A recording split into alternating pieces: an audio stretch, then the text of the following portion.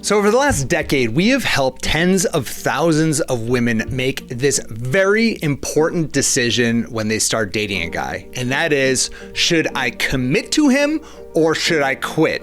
Is he worth my time and my energy to be exclusive and to really focus all my energy on this one particular person? Or should I move on and try and find someone better? And that's exactly what we'll be going over in today's podcast. Gary, you excited for this one? I'm pumped, because this is one of the seminal questions in all of relationships. Should I stay or should I go? Yeah, exactly. And I think one of the biggest challenges that no one talks about out there it's not the challenge of when you're talking to a guy that is a clear no. It's not, of course, it's not even a challenge when you're talking to a guy that's a clear yes. It's the guy that's like a 5 or a 6. The guy that's kind of the mediocre relationship. It's kind of that he's okay, right? Like, Gary, have you ever dated a woman who's just like, you're like, yeah, like she's all right. I kind of like her. Yeah, they give you this strong sense of meh. Like, they're not so awful that you know for sure that you have to start plotting your exit strategy. Like, it's not that bad. But it's also not so good that you're not thinking, shouldn't this be better? Like, shouldn't I expect more out of life? Shouldn't I expect more out of this relationship? Can I do better? Should I do better? It's hard to know. It feels kind of like a relationship purgatory, right? It's like tenaciously mediocre. Right. It's just one of those things, and I feel like it's very similar to a job like that a lot of people will have, where some people will have a job that's like clearly sucks. Like, nothing against flipping burgers at McDonald's, but that's not a job that anyone wants to have. That's a clear, like, let's get out of this as soon as possible. It's the job where you're working in the office every day. I always kind of shit on accountants, so sorry for all the accountants out there, but it's like the accountants out there who are just doing their thing and like, they're like, this is so mediocre, and it's like, but it pays the bills and I do really well with it.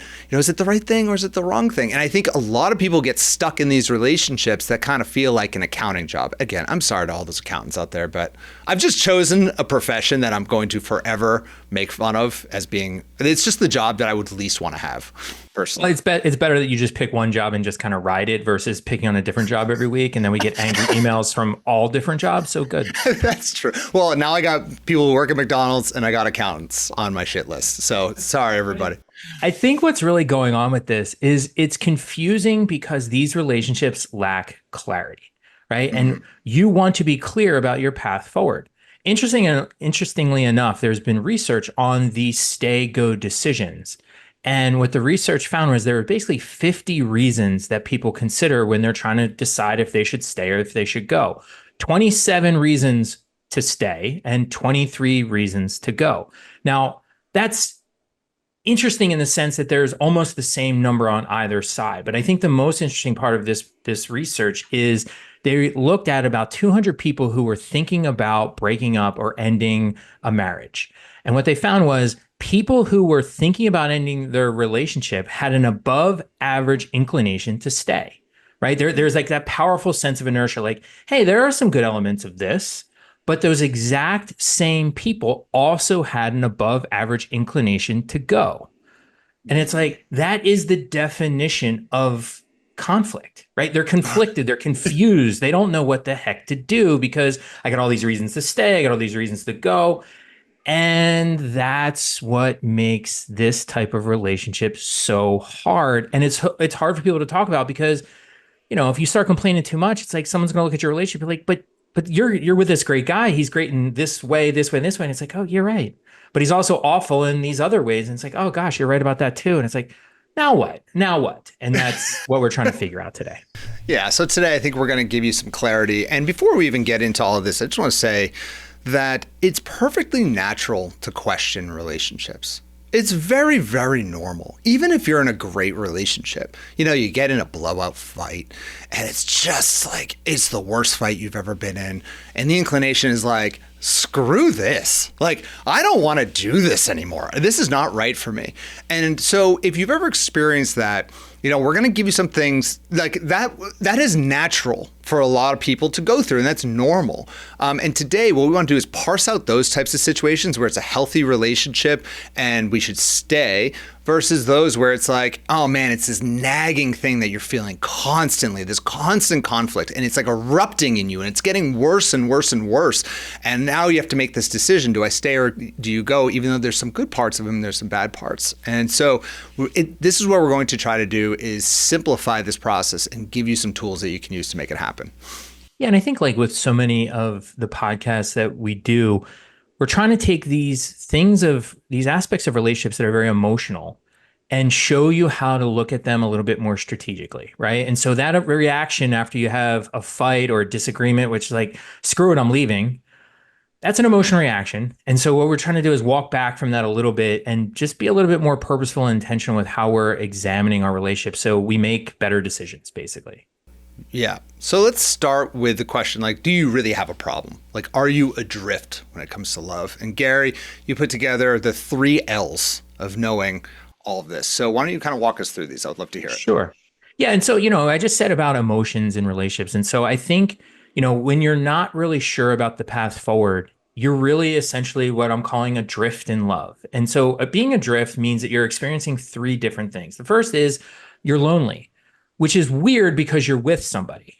And we always think of being lonely as something that happens when you're frankly alone, but you can feel lonely within your relationship if you're not getting your needs met. And the research shows that people feel lonely in marriages. And that's particularly true if their partner's demanding and critical. So it is possible to feel lonely in your relationship. And in many ways, that's the worst type of loneliness because you're with someone who should be meeting the need that's resulting in you being lonely in the first place, right? And so that's particularly problematic. The second L, go ahead. Oh, so I didn't mean to cut you off, but I would just say it's so much better to be single and lonely than lonely and married. Like being lonely and married, you're stuck. You feel really, really stuck. But if you're lonely and single, guess what? You can be unlonely pretty quickly with some strategies. So I just thought I'd throw that in there. Yeah, no, absolutely. And that's exactly the right way to think about it. It's a very optimistic and positive spin on something that's at the time doesn't seem that great. I think the other thing that it makes people really feel stuck in relationships is this sense of longing. And so it's this sense of that what you want from your partner, it's possible. It's there. It seems like it's in reach, but yet at the same time, it also seems permanently elusive. And so you want more connection, you want more intimacy, you want more growth, and you sense that your partner can provide all of those things, and yet they don't. And so that creates this sense of like more longing, give me some more stuff, which is very much related to the third and final L, which is languishing, which is this sense that you want to make progress, and yet you can't. That as you keep pouring effort into this relationship, you keep trying, you keep maneuvering and like trying to have conversations and trying to plan date nights and just really, really trying to make this work, that essentially you're sprinting just to stay in the same place. And that is we talk all the time in this podcast about empowerment.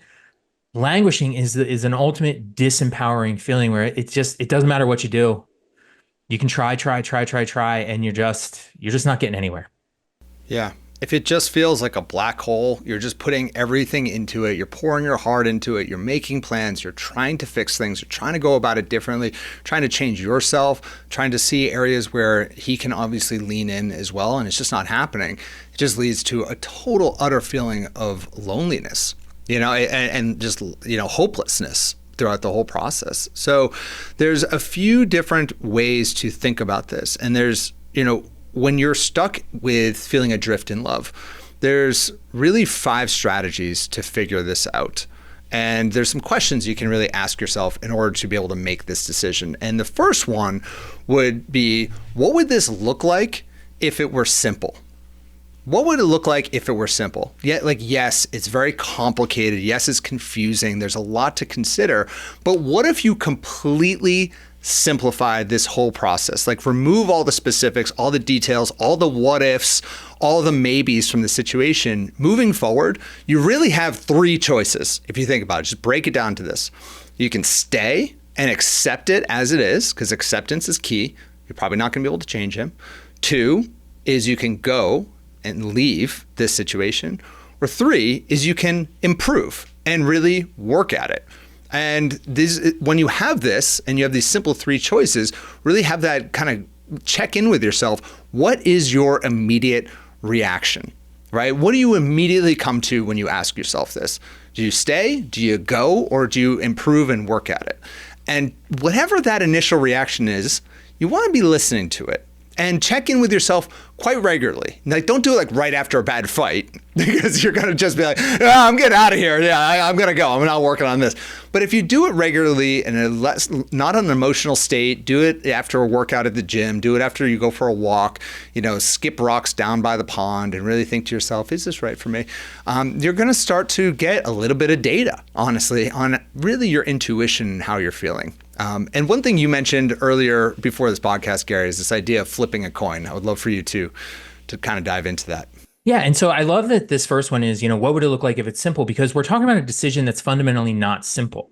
And so we try to make complex things more complicated because we think that that's the way out. And sometimes it's just helpful to go the complete other way. And so you mentioned there's 3 different ways to go about it: stay, go, or improve. I think sometimes it's even simpler than that. It's flip a coin. It's heads, we stay; tails, we go. And you do this in the sense of you flip that coin, and while it's in the air, you're going to have a gut reaction as to which way you hope it lands, right? And so that's one way that this helps. So it's in the air and you're like, oh gosh, I hope this lands on stay. Now you have a sense of your next move. If you're hoping like, you know what, it'd be kind of nice if this actually went with the tails we go and I can get out of here and have almost an excuse to get out of here, that's also very telling. The second way that this helps is, why the flip are you flipping a coin to decide your relationship? Like, that's kind of flipping crazy, right? Like, why? Like, if I just gave you this suggestion to flip a coin to decide the fate of your relationship, you're like, you know what? That's a pretty good idea. I think I'm going to go give that a try, find a quarter. What are you doing? Like, what are you doing with your life? Like, that is so telling that you're willing to put the fate of your relationship to a coin flip. They're listening to you, Gary. Come on. You told them to flip a coin. And then they're like, why am I doing this? You're like, exactly. Exactly. It's like, you're willing to do this. I think that's a piece of information you can use going forward. Yeah. I actually really like this strategy. I got to say, I'm going to start doing this for big decisions in my life. Just the act of flipping the coin and being like, what would I want this to be? You catch it, cover it with your hand and be like, what would I want this to be? Like, really? If this is going to actually tell me the fate of my life and this is real, what would I want? And then you look and you're like, no. And then, it kind of gives you a lot of insight as to your initial kind of gut feelings about the situation. I love it. It's so stupidly simple, right? It's like, of all the strategies we've ever suggested on this podcast, it's probably the stupidest, simplest one, but yet still useful. It's probably more useful than talking to your single girlfriends for 3 hours at a time about this guy. I guarantee it, because they're going to throw you in a million different directions. They're probably going to confuse you even more. Well, he's also really good. Or, actually, single girlfriends will typically tell you, you should go. You deserve better. This guy isn't right. If you're feeling at all a problem in the relationship, get out of there. And it's like, you've been divorced 4 times. Like, why am I listening to you? Like, why am I? And nothing against being divorced 4 times. It's just perhaps you might not be the right person to look for advice in that situation. It's like asking your friend who crashes their car every week, like, for driving tips. Not so. Yeah. How do I go really, really fast and not crash my car? He's like, well, I don't really know, but here's what I would do. Here's what I should do.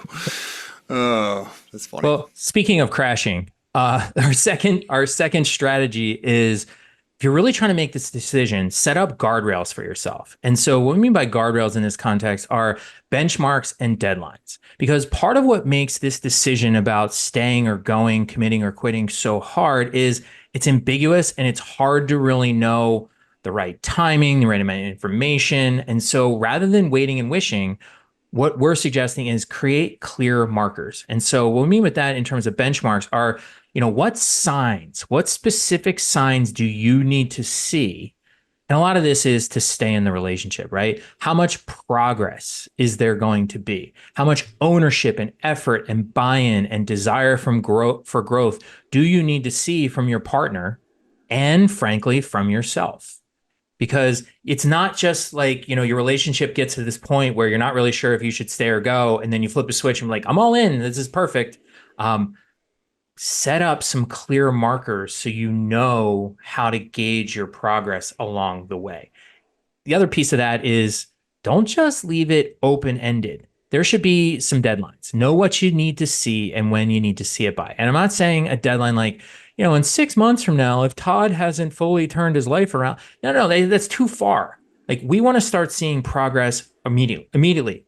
This week, at the most, I would say 2 weeks out, because change is incremental. Change isn't all at once. And so if you're saying, oh, within 3 months or by the end of the summer or by the new, it's way too long. And you just give yourself more and more time to get entrenched in a bad relationship. Set clear markers, set clear deadlines. And, it doesn't have to be huge things within the next couple of days, but there needs to be progress. And then you just kind of build on that progress, build and build and build, and you will get there in 6 months. Yeah. Yeah. And if you are looking for progress in the relationship or in the partner, before you start looking for that progress, have a very clear, courageous conversation with clarity, exactly as Gary was talking about what you want to see. And let's say it is Brad, I forget the name that you used, or the guy, Brad is really, not putting in his all at work. He just got laid off and he's just sitting at home playing video games all day. Like, look, to set a deadline in 2 weeks that he's got a job and he's crushing it would be probably unrealistic. But a clear conversation with him would just look like, look, I care a lot about you. And I believe that you have so much potential, and only say it if you believe it. And I just want to see you thrive in life, and I'm really concerned. And so first off, I'd love to get your thoughts on where it is that you want to be in the next few months, and get his thoughts. And then assuming he's like, yeah, I don't want to be playing video games all day and eating Doritos and gaining 20 pounds, talking to weird people on the internet as I play Call of Duty. Like, assuming he says that, then now you kind of put together a game plan together. And it might be just in the next 2 weeks, he sends out some resumes, he starts, playing less video games, and you see progress. Now that's a 2-week marker. Then you start seeing it grow and grow and grow, and you get people out of their slump, slowly but surely. And that's what we mean by like having these progress markers. I wouldn't set a marker. If he doesn't have a job in 2 months, I'm out. So I love that piece of advice. I think that's important, Gary. Good stuff. I would also say one last piece on that is, we just framed that all about all the things he needs to be doing. You also need to be courageous in that conversation to be clear about what it is you're going to be doing that's different over that same time frame. Because one of the best things to do in a relationship is give what you want to get. You have more control over yourself. And so if you say, hey, you know what, over these next few days, I'm going to be doing X, Y, and Z. Over the next week, I'm going to do A, B, and C. That models the good behavior. And now we have just this constant norm of reciprocity where if we see our partner doing something, we feel like we need to step up too. And here's the thing. Some of you just thought right after I said that, oh gosh, he's never going to step up. Well, that's starting to give you some information too. Yeah. Yeah. Well, I mean, we always say, Jim Rohn has this famous quote that you're the average of the 5 people you spend the most time with. But I believe taking that a step further, you're the average of the person you marry or the person that you're in a relationship with, really, because you kind of rub off on each other, and that can be a good thing or a bad thing. And let's say that he needs to improve and work on himself. Let's say you want him to start exercising more or, working on his job. Guess what? You start doing those things, it's going to rub off on him. He's going to see it. And because he's going to become the average of you, he's going to get some of those good parts from you, and vice versa. There's going to be some things that you might be lacking that rubs off from him that he's got as far as strengths. So it all starts with that courageous conversation, going into it with clarity as well as an open mind on what you might be receiving. Because in that situation, Brad might just be like, well, you've been super critical of me. I feel really deflated. I'm just exhausted by it. I'm kind of giving up. Rather than being like, well, you suck and you don't have a job, you could just instead be like, okay, I understand. I want to be more of a coach. Like, I just want to help. I want to be there to support. And so that would be a great conversation coming out of that, where it's like, you're going to support, guide where needed, and he's going to step up to the plate. And if you both kind of do that together, you can get out of slumps pretty quickly. But the problem is most people don't do that. Most people allow their egos to come in, both men and women. They don't want to actually solve any types of problems. They just want to protect their own ego and their own challenges. And it's hard, man. This stuff is hard, but it all starts with that courageous conversation and then checking in with it step by step. Which kind of lends me to the third point with talking about courageous conversation. I want you all to have a courageous conversation with yourself, because it's really hard to know what to do in any given situation. So what do a lot of people do? They go to their friends for advice and they want to hear what other people have to say. And I think that's really helpful. But all of you listening have probably given your friends some pretty good advice. Like if they're in a situation with a guy and he's clearly like just not the right person, I'm sure you've been there to support them and guide them out of there. Or maybe you're just like pulling your hair and like, what are you thinking with this guy? And so rather than thinking about it, you giving advice to your friends, I would want you to start giving advice to yourself and really speaking to yourself. What would, if your friend was in the situation that you are in right now, what would you suggest? What would you suggest? What would you say to that person if she is currently in the situation you're in? And it's a good friend. It's a friend who has a lot of context. She knows everything about the situation because it's you. You're the person actually doing this. And what should they do? Like, what questions should they ask? Like, what signs should they look for? And suddenly, if you kind of reframe the conversation as in like you are giving yourself advice as a friend, suddenly you get some really, really interesting answers. So this is a good one. This is an important one to check in with yourself when you're in these situations. Yeah, I love that advice, because we are really good at seeing other people's situations very objectively and giving well-founded advice in those situations. It's something, you want to get a little nerdy about it. Research, we talk about this as psychological distance. So, every once in a while you see someone like it's the doctor who doesn't eat healthy herself, right? And it's like, well, why? How could that possibly be? Or, somebody who's a parenting expert who has a kid who's out of control. Like, what's going on there? Well, it's like when it's your own problem, it can be tough to see it objectively. Feelings and emotions and history and inertia, all these things get in the way. But that's where you try to purposely create a little psychological distance and do exactly what you said, which is, what would you suggest if a friend was in your exact situation? All of a sudden, it flips your perspective just enough to give that extra boost of objectivity to let you see things more clearly. Gary, can I tell you a quick story, sideline?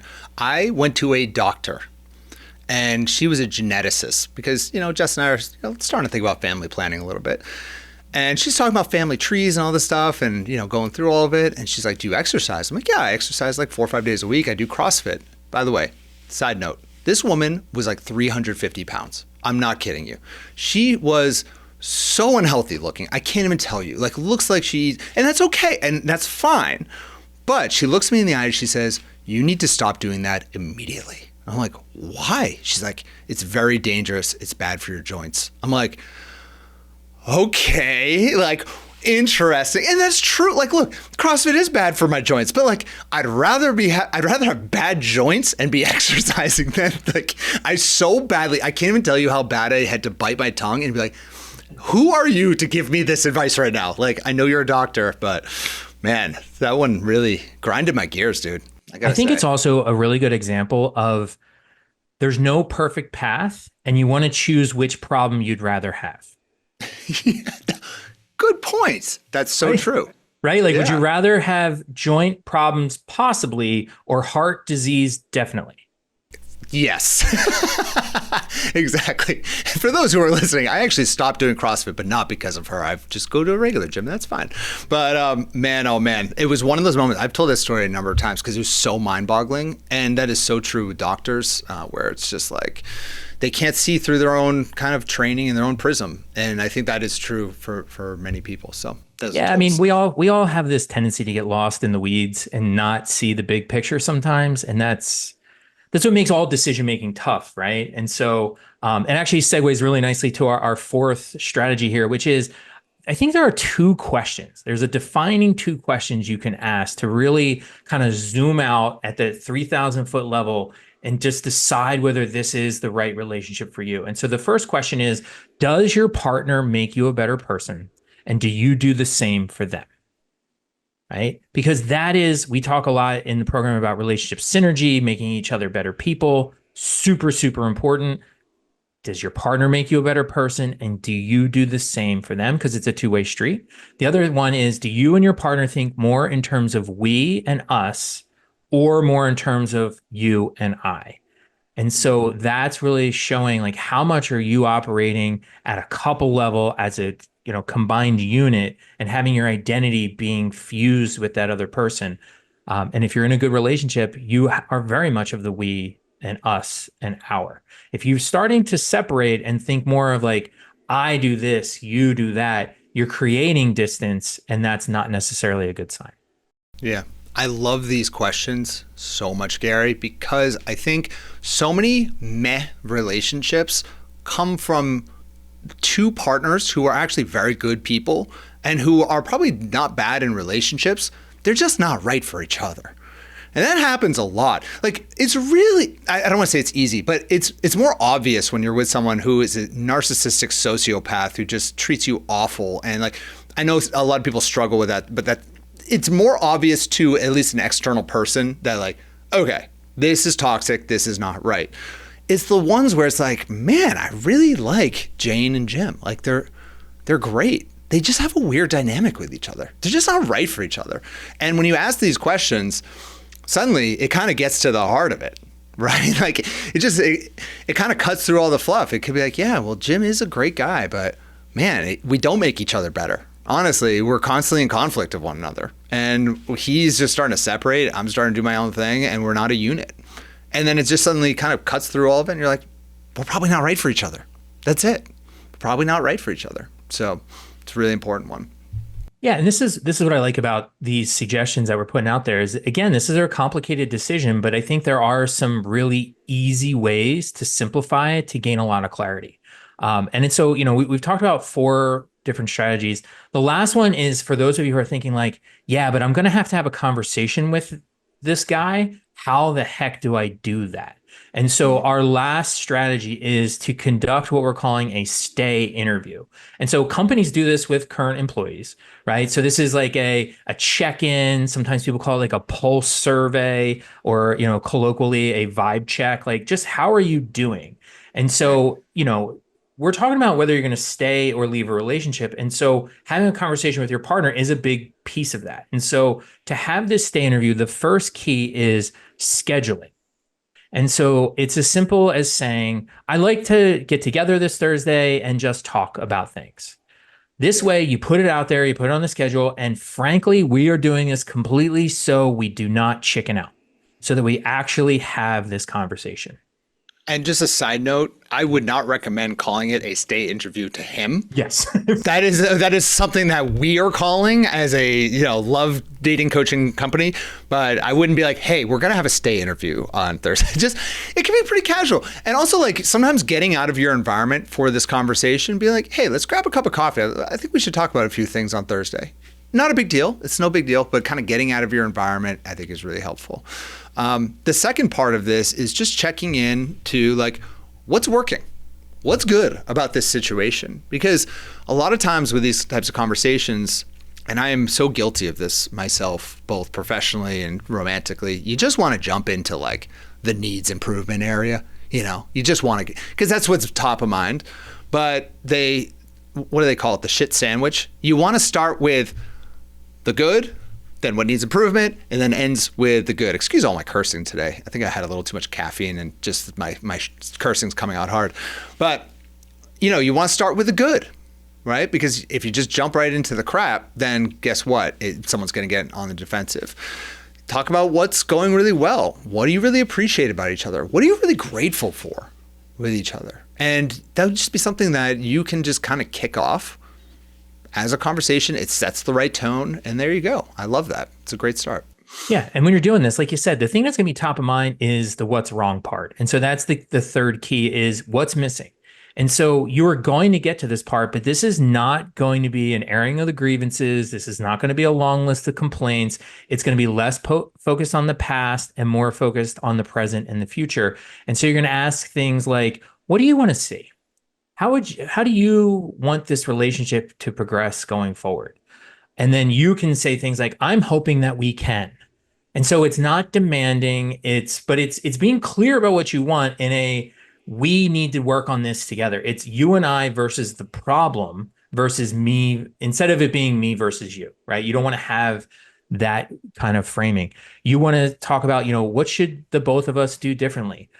What about our relationship would you like to see us improve? And so you can just see, just with those subtle pronoun changes, it's more about us together working about the problem instead of, I would really like you to change about yourself, which is, automatically puts people on the defensive.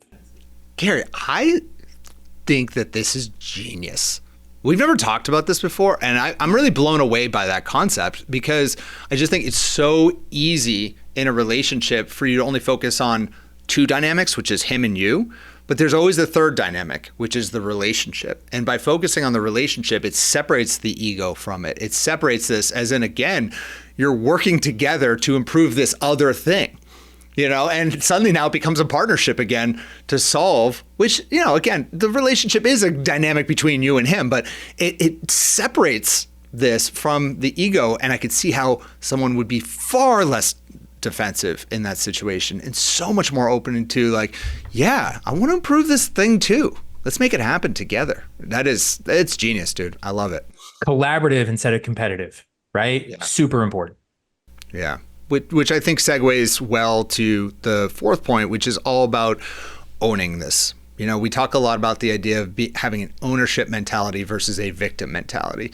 A victim mentality is things happen to me and, I have no control. Ownership is like everything that happens is within, my purview. I am responsible for the life that I've created and the decisions that I make. Because at the end of the day, in a relationship, you're in this too, right? You've been there and you played a role in whatever the current dynamic is. And if at the end of the day, he is completely at fault, you still need to own that because you're still there. So no matter what, that's still a decision that you haven't made yet, right? So at the end of the day, there's always a level of ownership, and usually relationships are never that black and white. So there's always a combination of you and him who've been playing into this. And the first thing that we can do is own what we need to improve in a relationship, because again, it sets the tone. Like, this is what I need to do and improve on. And by saying that, you're now setting the tone for, hey, we're going to make a change. I'm going to make a change. And then you could ask him simply like, how about you? Right? Now you set the tone. It's far less defensive. If you start that by being like, well, what are you going to work on after all of this? He's just going to be like, what are you going to work on? So the framing of this and the order is super important. And by taking that ownership, he's going to be far more likely to also take ownership. Well, remember, everybody is really sensitive to fairness. And if you start by saying, this is what I need to work on, now it's just implied. It's only fair that you also have something to work on. And that is just a much better way to approach this conversation, and really any relationship conversation, than here's what I think you need to do. Because like Adam just said, it's a trigger to be defensive. Like, what are you talking? What do you mean I got to do? No. Right. And so people just kind of shut you down. And so the last key with this stay interview or this conversation is just listen more than you speak. Right. You're the one that is wanting to have this conversation, but really what you want out of this conversation more than anything is clarity. You already know what you think. Fight the urge to fill the air with words when he's quiet. Pause, reflect, give him a chance to really explain what he's doing, because you're going to get better data out of that conversation. And the nerd in me just has to remind, better data leads to better decisions. Amen. So when it comes to making this decision, we do not take this lightly, and we don't say that it's an easy decision. I get it. It's complicated. And when you involve emotions in a decision, oh my God, does that get 10 times even more difficult in many ways. But we do have a core piece of advice that is, don't make any big decisions on good days or bad days. Don't get married because he took you out on this amazing night out together and you saw fireworks and you had the best sex of your life, and oh my God, then he proposes to you. Bad time to decide to get married. Same thing with don't decide to break up just because you got in your first fight, right? The best time to make a decision is on an average day, a typical day, when the emotion, because in this sense, by nature, your emotions are tampered down. Now you can actually start listening to that intuition, your gut feeling. It's very hard to listen to your gut and your intuition when your emotions are raging, either positive or negative. And so, yeah, Gary, you always mention like this is similar to like an Olympic judge. Yeah. And so, Olympic judges, they, you have 10 people judge an event. And what they do is they throw out the high score and the low score. That way you get the middle. And I think that's the right way to look at relationships too, because you're not your best on your best days, or you're not as worst as you are on your worst days. It's like you want to figure out who your partner is on their most typical day. That's what's important. I would say the one exception with making decisions about staying or leaving, committing or quitting is if you want to quit after a good day, that's a pretty telling sign. Amen. So for all those who are going through through this right now, I hope this gives you some clarity. I hope this gives you some confidence in your decision. And just realize at the end of the day, when you do make these decisions, it's never going to feel 100% either way. What's most important is once you make the decision, stick to it, and then drive forward with a new strategy, a new path. The worst thing that we can do is be in purgatory for years and years and years, 5, 10, 20 years going back and forth. So make the decision either way, commit to it, get focused, and we're here for you every single step of the way.